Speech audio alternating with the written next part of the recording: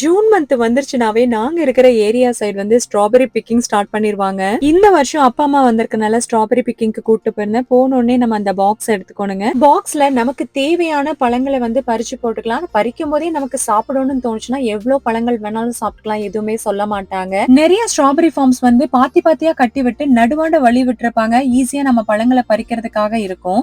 ஆனா இன்னைக்கு வந்திருக்கிற ஸ்ட்ராபெரி ஃபார்ம்ல இந்த செடிகளை பாத்தீங்கன்னா புதற்குள்ளதான் இருக்கு. ஏன் இந்த செடிகள் வந்து இவ்ளோ புதரா இருக்குன்னா, நாங்க இன்னைக்கு ஆர்கானிக் ஸ்ட்ராபெரி ஃபார்ம்க்கு தாங்க வந்திருக்கோம். எந்தவித மருந்தும் அடிக்காம இந்த செடிகள் வந்து இயற்கையா வளர்ந்திருக்கு. இந்த ஸ்ட்ராபெரி செடிகளோட மத்த வகையான புல்களும் சேர்ந்து முளைச்சிருக்கனாலதான் பாக்குறதுக்கு வந்து புதரா தெரியுதுங்க. அப்பா அம்மாவுக்கு இந்த ஸ்ட்ராபெரி ஃபார்ம்க்கு கூட்டிட்டு வந்ததே ரொம்பவே பிடிச்சிருந்ததுங்க. அவங்க ரொம்ப என்ஜாய் பண்ணி இந்த ஸ்ட்ராபெரி பழங்களை பறிச்சு டேஸ்ட் பண்ணி பார்த்துட்டு இருந்தாங்க. ஸ்ட்ராபெரிஸ் பறிச்சு முடிச்சதுக்கு அப்புறமா எவ்வளவு வெயிட்னு பார்த்துட்டு அதுக்கு அமௌண்ட் பே பண்ணிட்டு நம்ம கிளம்ப வேண்டியதாங்க.